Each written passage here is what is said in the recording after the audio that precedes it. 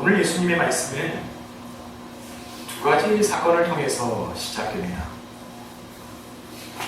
하나는 어떤 갈릴리 사람들의 죽음에 관한 일이었고, 또 하나는 예루살렘 성에 있는 실로암 망대에서 그 망대가 무너진 것에 관한 이야기입니다. 이 두 가지 이야기는 모두 다 누군가의 죽음에 관한 이야기죠. 이 소식이 사람들에게 들렸을 때에 사람들의 반응은 어떠했겠습니까? 너무나 딱하다, 너무나 안됐다, 너무나 슬프다, 그들을 애도하고 위로하는 목소리였겠습니까? 그렇지 않다니. 자기가 벌받을 만한 짓을 했겠지. 과연 어떤 잘못을 했길래 그런 변을 당했을까? 오죽하면 저렇게 되었을까? 그들은 얼마나 큰 죄인이었을까? 라고 말했을 거예요. 오늘의 말씀으로 미루어 보아 아무도 이구동성으로 서로가 수군되었던 모양입니다. 그러니 주님께서 말씀하시죠. 저들이 과연 다른 사람들보다, 저 갈릴리 사람들과 저 예루살렘 사람들보다 더 죄가 많은 줄 아느냐.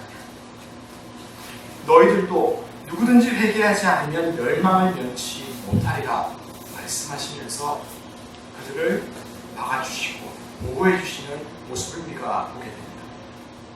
저는 오늘 이 시간 예수께서 언급하신 이 두 가지 사건에 대해서 먼저 살펴보고자 합니다. 그러면서 주님께서 말씀하신 그 두 가지의 사건은 과연 어떠한 종류의 사건이었는지, 또한 이것을 통해서 주님께서 우리에게 주시는 메시지는 무엇인지를 함께 다가가 보고자 합니다. 첫 번째로 어떤 사건이지요? 어떤 갈릴리 사람들의 죽음. 여러분, 여기서 나와 있는 어떤 갈릴리 사람들은 과연 누구이고 또 그들은 어떤 일들을 행했던 걸까요? 여러분 혹시 알고 계십니까?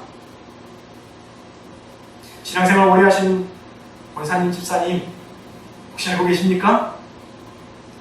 한민경 권사님 웃으시면서 도리도리 고개를 들고 계신데 역시 권사님은 알고 계시는군요. 예, 모르는 것이 맞습니다.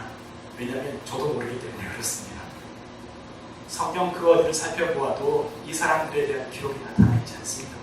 물론 어떤 이들이 추측하고 추정하고 대단한 경우들이 있기는 하지만 우리가 그들의 현황과 그들의 모든 상태들에 대해서 어떠한 연유인지를 다 알 수는 없습니다. 그런데 우리가 알 수 있는 몇 가지가 있죠. 그것이 무엇이겠습니까? 분명한 것은 그들이 갈릴리 사람들이라는 거겠죠. 그러니 이름을 어떤 갈릴리 사람이라고 붙였습니다. 여러분, 그들이 수도 예루살렘에 속해 있었던 사람들, 수도 예루살렘에서 명망 높은 귀족들, 수도에서 살고 있었던 본토 사람들, 가장 근거지가 되는 그곳에 살고 있었던 사람들이 아니라 멀리 떨어져 있는 북쪽 지방도시, 지방지역, 갈릴리에 살고 있었던 사람들이라는 사실들을 우리가 발견할 수 있습니다. 그런데 그들에 대한 일들을, 그들을 처리하는 일들을 누가 나선 겁니까? 그 갈릴리 지역에 통괄하고 있는 지방관리나 그 지역의 법관이나 그 지역의 군대가 나서서 그들을 처리하고 있습니까? 그렇지 않죠. 오늘의 말씀을 보아하니 이스라엘의 총독, 로마의 총독, 이스라엘의 최고 권력자 빌라도가 직접 나서서 그들을 처리하고 그들의 이후를 관여하고 있는 모습을 우리가 발견할 수 있습니다. 여러분, 이 모습이 어떻게 다가오십니까?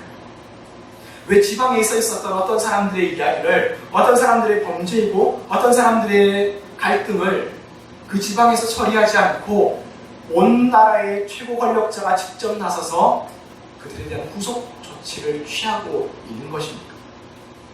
우리는 상식적으로 이 모습을 바라보아도 단순한 강도나 상해와 같은 민사소송에 그들이 걸려 있었던 것이 아님을 분명하게 알 수 있죠.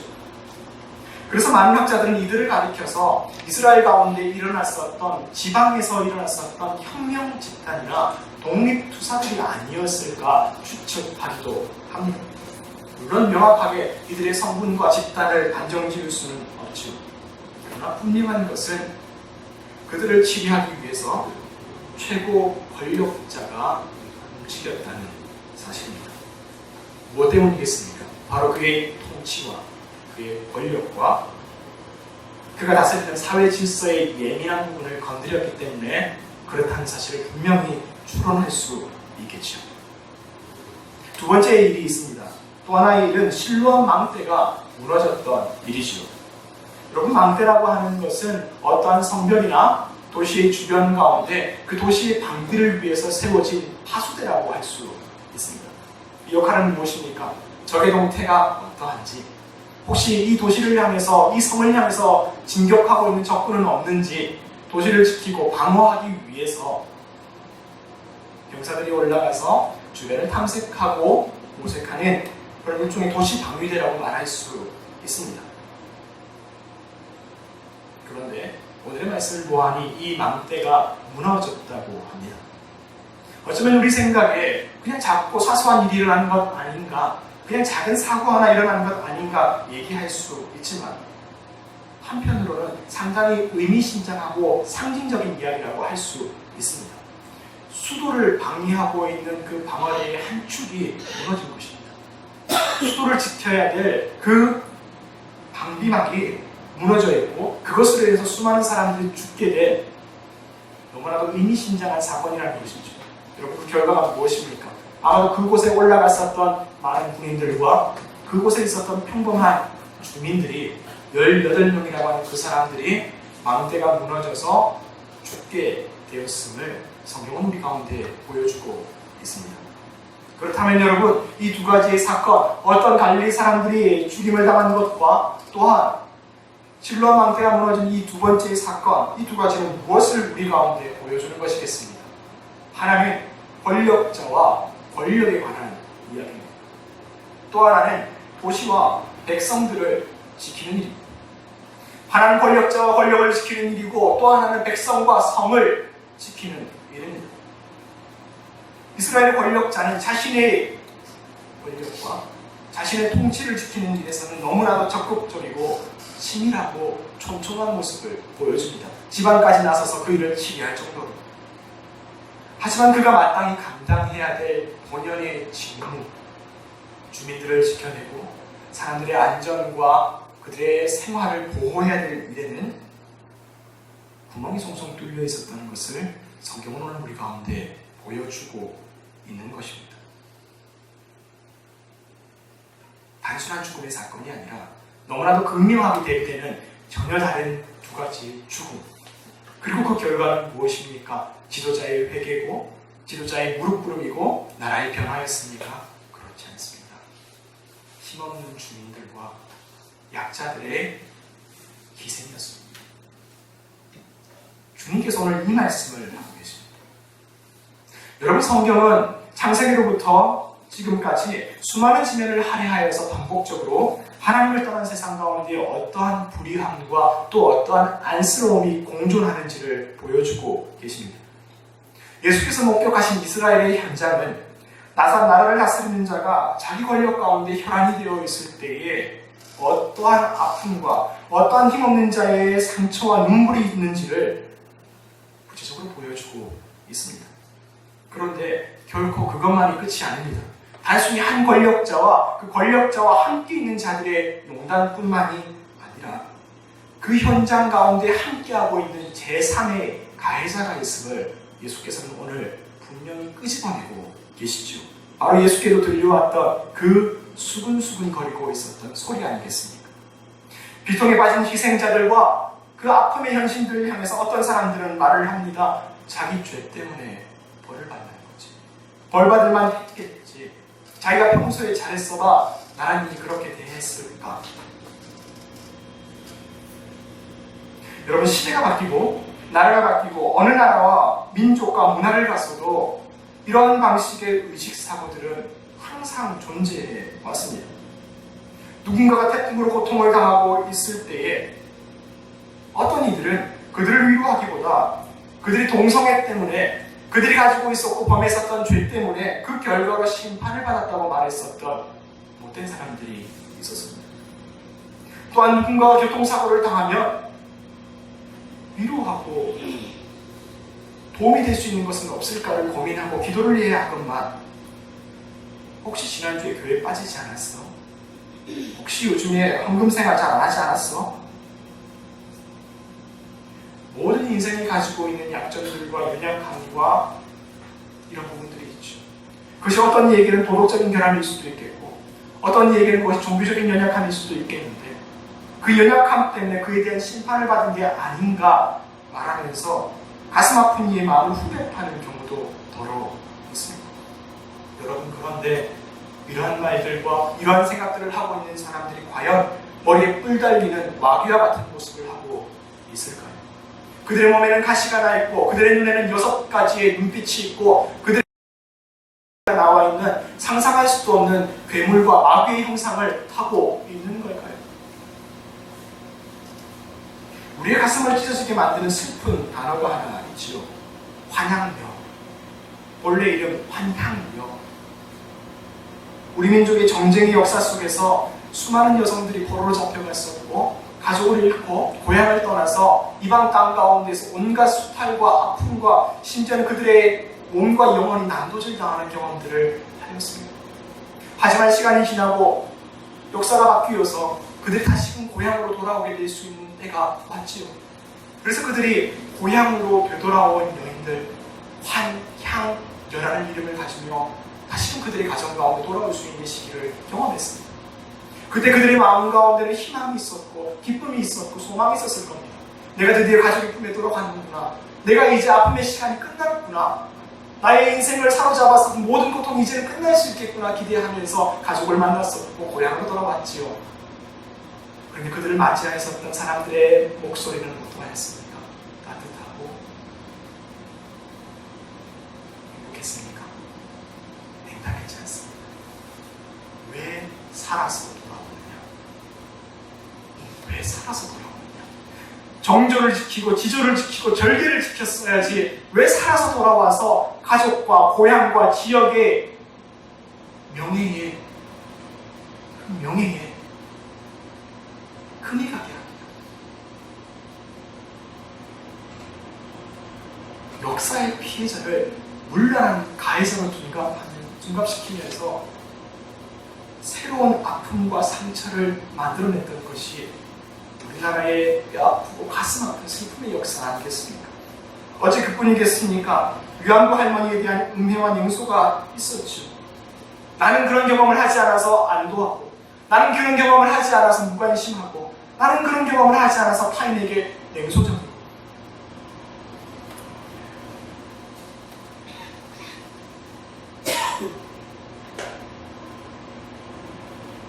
사실 이런 모습들을 보지만 한도 끝도 없습니다.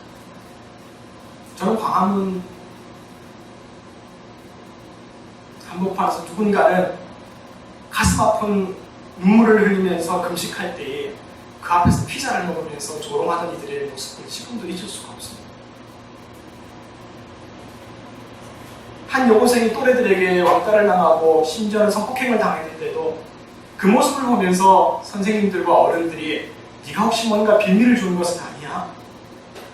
네가 평소에 처신을 잘하지 그랬어? 라고 말하는 그 모습 속에서 주님의 나라가 얼마나 우리 가운데 멀게 떨어져 있는지를 가슴 아파하고, 어떤 말을 내가 건네야 하는 것일까 입을 다물 수밖에 없게 되었죠. 우리 주님께서 말씀하셨지 않습니까? 너희는 우는 자들과 함께 울고 기뻐하는 자들과 함께 기뻐하라. 그 주님의 말씀이 얼마나 우리 가운데 요원하게만 느껴지는지. 우리 중 어떤 이들은 이렇게 말할 수 있습니다. 그들은 일부일 뿐입니다. 그들은 결코 세상의 전부가 아닙니다. 여러분, 그렇습니다. 그래야 하고 다 전부 아니라고 믿고 또 그렇게 해야 할 것입니다. 여러분, 그런데 요한복음 9장의 말씀은 그들과 동떨어져 있는 우리의 내면이 어떠한지를, 우리의 삶의 깊숙한 곳에는 어떠한 마음이 공존하고 있는지를 바로 우리에게 알 수 있게 해줍니다. 요한복음 9장 가운데 예수께서 제자들과 함께 길을 걸어가실 때였습니다. 그 길 걸어가던 중에 한 사람을 만나게 됩니다. 그 사람은 태어나면서부터 앞을 보지 못하는 맹인이었습니다. 그때 제자들이 그 모습을 보면서 선생님께 묻습니다. 랍비여, 이 자가 이렇게 태어난 것이 누구의 죄 때문입니까? 그는 왜 이런 아픔을 당했습니까? 왜 그런 인생 가운데 하나님께서 돌봐주시지 않습니까? 탄식한 것이 아니라 어떠한 악의와 비난과 증오 없이 순수하고 천연덕스러운 그냥 순수하게 질문하는 그 모습 속에 이렇게 묻는 것입니다. 그의 죄 때문입니까? 아니면 그의 아버지의 죄 때문입니까? 이 물음 가운데는 무엇이 담겨져 있습니까? 그 시대를 살아갔었던 수많은 사람들의 기본적이고 보편적인 인식 속에 그 모든 상처와 아픔과 고난이 죄 때문에 벌을 받았다고 하는 것이며 그가 스스로 그 죄에 대한 책임을 지고 있다는 것임을 모든 이들이 당연하게 가지고 있었다는 것을 성경이 우리 가운데 보여주고 있는 사실입니다. 여러분, 하나님을 떠난 세계는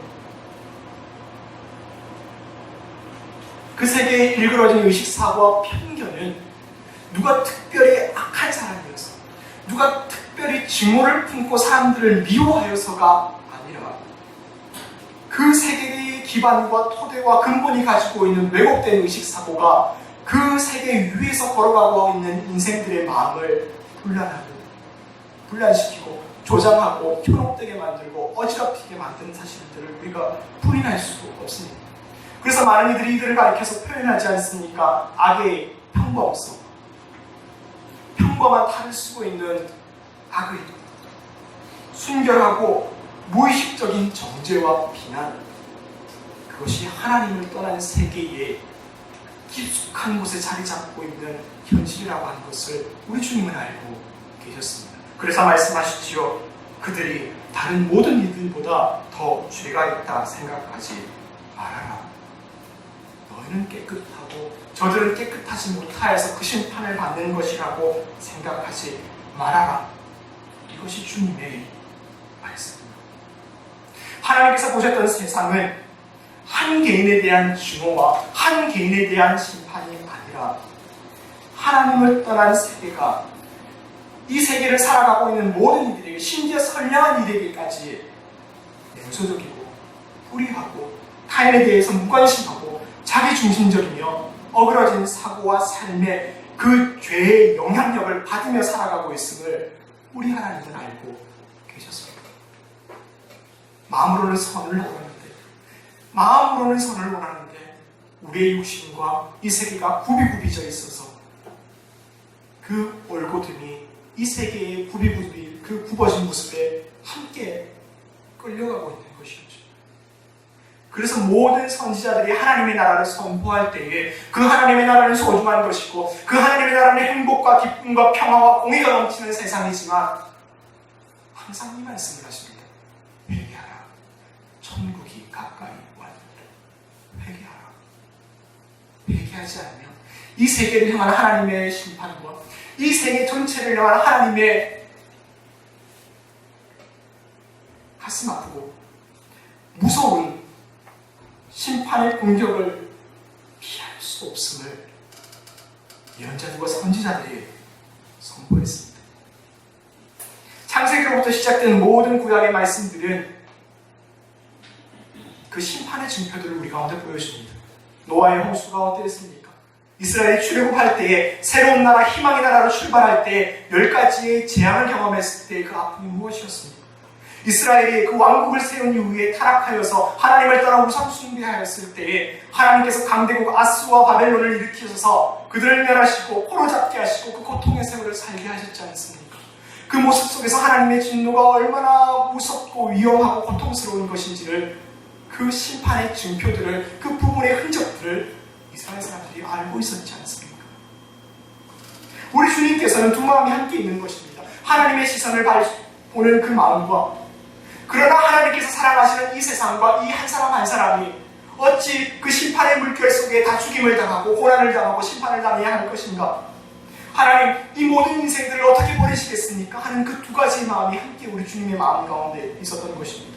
그래서 우리 주님은 이 심판의 역사 속에서 하나님의 백성들이 구원의 자녀가 되고 생명의 자녀가 되고 회복의 자녀가 되고 소생의 자녀가 될 수 있도록 오늘 다음과 같은 비유를 말씀하고 계시죠. 그것이 바로 무화과 나무의 비유가 아니겠습니까? 비유는 다음과 같습니다. 하루는 주인이 심었던 무화과 나무를 뽑아버리고자 합니다. 이유인즉슨 3년이 지나도 열매를 맺지 못하니 도리어 바닥에 뿌리를 내리고 그 땅의 양분을 독차지하고 있으니 쓸데가 없구나. 이 나무는 열매도 맺지 못하면서 땅의 양분은 다 빨아먹고 자기만 차지하고 입만 무성해서 자신의 커다란과 화려함을 자랑하고만 있구나 하면서 질책하시죠.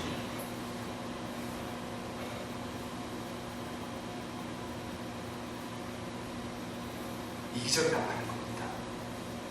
경건의 모양은 있되 경건의 능력은 나타나지 않는다는 겁니다. 그래서 그 나무 뽑아버리겠다고 한 것이 주인의 말이었습니다. 그러자 그 포도원 지기가 종이 말하지요. 한 번만 더 기회를 주십시오. 한 번만 더 기회를 주십시오. 제가 잘 돌보겠습니다. 걸음 잘 주고 잘 다스리고 잘 키우고 잘 키워서 제대로 된 나무를 한번 만들어 보겠습니다. 그래서 이 나무가 이전과는 다른 열매 맺는 나무, 이 교회가 열매 맺는 교회, 이 나라가 열매 맺는 이스라엘, 이 세상이 사람을 살리고 세상을 살리는 열매 맺는 세상 되게 만들겠습니다. 바로 이것이 주님께서 이 말씀을 통해서 하셨던, 하나님에 대해서 하셨던 말씀, 사람을 향해서 하셨던 그 말씀 아니겠습니까? 여러분, 이 비유 속에서는 주님의 삶과 그 진심이 담겨져 있습니다. 하나님의 준엄한 심판의 결정 앞에서 예수님께서 사실 하나님 앞에 반기를 들고 나서는 것입니다. 힘으로서 싸우는 것이 아니라 하나님 그리하여도 하나님의 뜻을 거슬러 주십시오. 하나님 그리할지라도 하나님의 뜻을 바꾸어 주십시오. 주인이여 다시 생각해 주십시오. 기회를 주십시오. 여러분, 이 말씀은, 이 비유는 얌전하게 이렇게 끝납니다. 그런데 주님의 삶은 결코 얌전하게 끝나지 않습니다. 우리 주님께서 무엇으로 하나님의 뜻과 하나님의 뜻을 바꾸어내고자 결단하셨습니다. 자신의 목숨을 바쳐서, 나의 인생을 들여서, 나의 생명을 들여서, 주인이여, 아버지여, 하나님이여, 내 목숨이면 괜찮겠습니까? 내 목숨으로, 내 삶으로, 내 십자가로, 내 생명으로 드리면 이들에게 새로운 기회가 올 수 있겠습니까? 세상을 향하신 하나님의 분노와 그 죽음의 대가를 예수 그리스도께서, 하나님의 아들께서 목숨을 바치셔서 대신 짊어지고 걸어가셨던 것이 우리가 알고 있는 그리스도의 십자가가 아닙니까? 여러분, 그때 수많은 사람들이 말하였습니다. 자기가 유대인의 왕이라고 그랬다면서, 우리가 존경하고 우리가 높이는 종교 지도자들을 그가 비판하였다면서, 그가 주제 파악 못하고 그런 일을 하더니 꼴 좋구나, 안식일도 어기고 율법도 무시했더니 이런 일들을 당하는구나.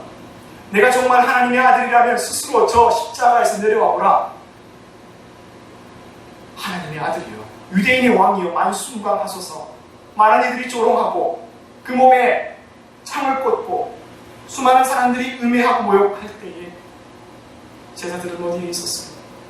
주님에 대해서 그렇게 알고 있는 이들조차도 칼이 무서워서 도망갔고, 수많은 군중과 무리들이 주님에 대해서 듣고 은혜를 경험하였으면서도 그들은 침묵으로 소극적으로 그 죽음의 현장 가운데 거하고 있었습니다. 주님의 십자가는 위에 두 가지를 보여줍니다. 하나는 그 소극적이고 침묵하는 이들의 모습 속에 하나님 앞에서는 우리의 미약함과 우리의 부끄러움과 우리 자신의 모습을 보여주죠. 또 하나는 그럼에도 불구하고 꿋꿋이 십자가의 죽음으로 걸어가셨던 예수 그리스도를 통해서 우리는 변화해도 주님은 변하지 않는다. 우리는 환경과 상황 속에서 넘어지고 흐트러지고 결단도 바꾸지만 주님의 결단에는 변화가 없다. 주님의 사랑은 신실하신 사랑이구나 하는 그 사랑을 우리가 십자가를 통해서 보게 됩니다. 여러분, 제가 이 시간 여러분께 묻겠습니다. 그 주님의 사랑이 여러분 안에 계십니까? 여러분의 영혼 안에 그 주님의 십자가의 그 사랑이, 그 만남이, 그 고백이 지금도 살아 움직이고 계십니까? 오늘 예수께서는 우리가 멸망하는 세상의 풍조를 따르지 말고 믿음의 열매, 회개의 열매를 맺으라고 말씀해 주셨습니다. 여러분, 제가 여러분께 다시 한번 질문하겠습니다. 그렇다면 우리가 어떻게 그 열매를 맺을 수 있겠습니까?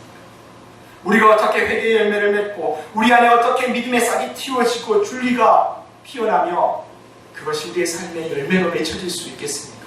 이것이 모든 교회의, 모든 그리스도인의, 모든 처음 교회에 나온 이들을 향한 우리의 질문과 우리의 고민이요, 복음이 무엇인가에 대한 우리의 궁금증 아니겠습니까? 여러분, 모든 인생들은 각기 다른 환경 속에 살아가고 각자의 삶의 영역들이 있지만 똑같은 것은 각자가 가지고 있는 그 마음의 두터운 벽이 있다는 사실입니다. 이 벽은 꼭 나쁜 것만은 아닙니다. 이 벽이 있기에 우리가 단단해지고 이 마음의 벽이 있기에 여러 가지 환경과 외파 가운데 우리가 소신과 신념을 지켜낼 수 있게 되고 그 벽이 있기에 우리가 넘어져 다시 일어나게 되고 그 벽이 있기에 우리가 든든하고 힘찬 삶을 살아갈 수 있습니다. 이것은 우리의 자아이기도 하지만 또한 우리를 때로는 고집되고 외골수가 되게 만들기도 하지만 또한 우리를 보호해주는 힘이기도 합니다. 그런데 이 벽이 너무 강해지다 보면 다른 사람의 말이 들어오지가 않습니다. 타인의 삶이 들어오지가 않습니다. 귀한 것도 들어오기가 쉽지 않습니다. 그러니 어떻게 하나님의 말씀이 들어오게 되고 그 말씀의 씨앗, 예수의 씨앗이 그 벽을 뚫고 마음 가운데로 들어가서 뿌리를 내리고 줄기를 피우고 열매를 맺기가 쉽겠습니까? 아무리 말씀을 들어도 튕겨지고 뿌리를 내릴만 하면 다른 관심과 유혹이 우리를 찾아오고 염려가 생겨서 우리의 생각이 다른 곳으로 또 쏠리기 마련이죠. 그렇죠. 하지만 그 벽이 허물어지고 약해지는 순간이 분명히 있습니다. 어떤 이는 건강 때문에, 어떤 이는 가족의 아픔 때문에, 또 어떤 이는 누구에게도 말할 수 없는 고독함 때문에, 또 어떤 이는 사업의 실패와 예기치 못한 사건들과 고통들 때문에 누구나 위기의 순간이 찾아올 때 그 벽이 얇아지고 연약해집니다. 여러분, 그때에 우리의 내면에 누군가가 들어오는 것이, 그 내면에 무엇이 들어오는가가 그 사람의 마음과 인생을 좌우하게 됩니다. 돈에 대한 집착이 들어옵니까? 가지 못한 것에 대한 미련이 들어옵니까? 타인에 대한 원망이 들어옵니까? 악한 영의 공격과 현혹하는 생각들이 우리의 마음을 사로잡습니까? 그렇지 않다면 이제껏 그 문을 두드리고 계셨던 예수 그리스도의 마음이, 그분의 사랑이 그 마음을 뚫고 우리 가운데로 들어오는 것입니까? 여러분, 어떤 이는 그 순간을 흘려보내지 않습니다. 누군가는 그 순간을 스쳐 지나가지 않습니다.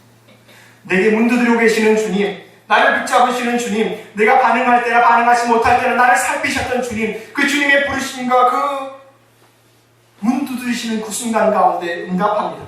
우리가 잘 알고 있는 사도 바울, 그 사람이 그랬지 않습니까? 사도 바울, 그의 이름은 본래 이름 사울이었지요. 자랑할 수 있었던 수많은 것들을 가지고 있었고 그 누군가에게도 뒤지지 않는 소신과 신념으로 똘똘 뭉치고 있었던 철의 사나이, 그 어떤 말도 들어오지 않았었던 자기 주관의 사나이가 두 눈이 멀게 되었을 때 무엇을 경험하게 됩니까? 내가 자랑했었던 것들, 내가 그 누군가에게도 뒤지지 않았던 것들, 내가 가지고 있었던 당당함이 아무런 소용이 없음을 발견하게 되지 않습니까? 두 눈이 멀게 되니 아무것도 보이지 않는구나. 내가 자랑하게 되는 것, 그 어떤 것도 내게 소용이 없구나. 내 눈이 멀게 되니 아직도 몸은 건강함에도 불구하고 눈 하나가 보이지 않으니 아무런 소용이 없는 것입니다.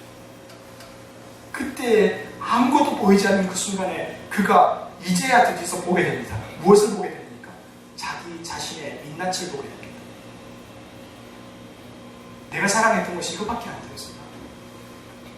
내가 살아왔었던 그 대단한 삶이, 나의 자랑했었던 그 누군가에게 뒤지 않는 도덕적인 대단함이 이것밖에 되지 않을 것이었습니다. 자신의 민낯을 보면서 하나님을 보게 되죠. 나는 이렇게 휘둘거리고, 나는 이렇게 힘들거리고, 나는 이렇게 지치고, 나는 이렇게 현혹당하고, 나는 이렇게 무너지지만 주님은 살아계십니다. 나의 눈을 다시금 깨닫게 하고, 나의 눈을 다시금 보이게 하고, 나의 눈을 다시금 깨우치게 하고, 나의 눈을 빛나게 하시는 예수 그리스도께서 나와 함께하고 계시구나.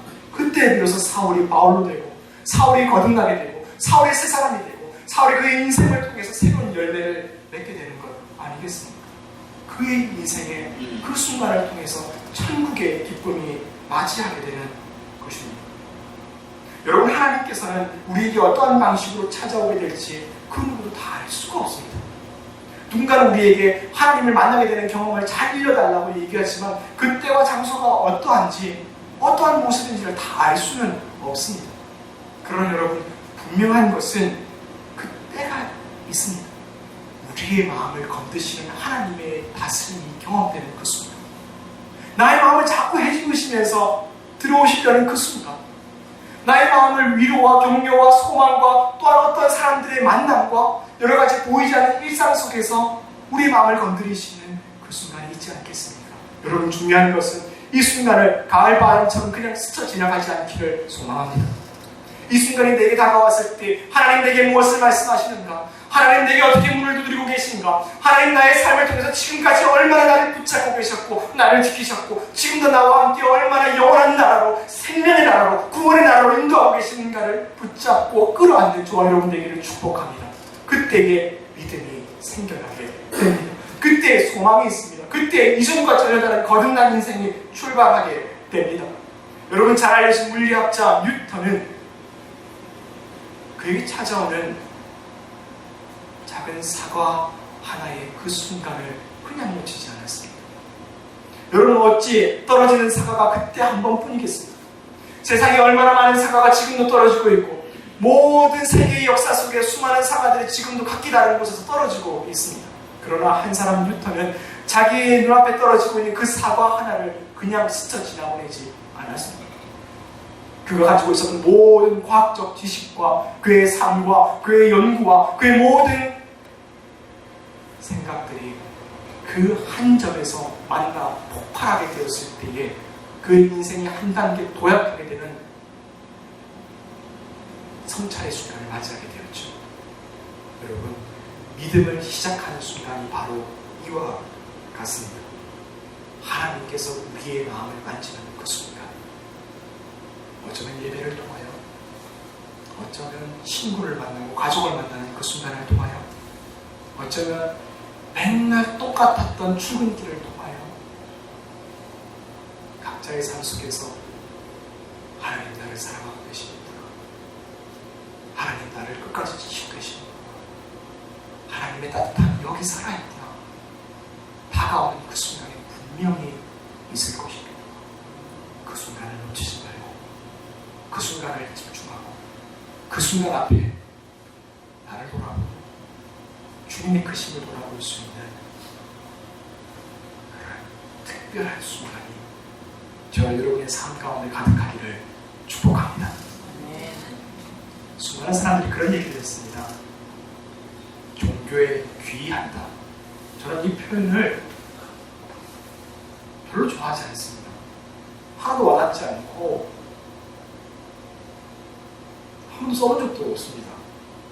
종교에 귀의하는 것이 아니라 회개는 종교인이 되는 것이 아니라 내가 이전에 이기적인 나 중심적인 삶을 살았고 타인에 대해서는 무관심하였고 하나님에 대해서도 무관심하였던 과거의 삶을 반성하고 돌이켜서 나를 사랑하시는 하나님을 나도 사랑하게 되고 내가 나를 사랑하는 것만큼 가족과 이웃도 사랑할 수 있게 되는 삶으로 바뀌어지는 것이 회개이지 않겠습니까? 여러분, 그 믿음이, 그 회개가, 그 변화가 저와 여러분의 삶 가운데, 가정 가운데, 이 땅 가운데 가득하기를 축복합니다. 그때에 하나님의 나라가 하늘에서와 같이 우리의 마음과 이 땅 가운데에서 이루어지게 될 것입니다. 기도하겠습니다.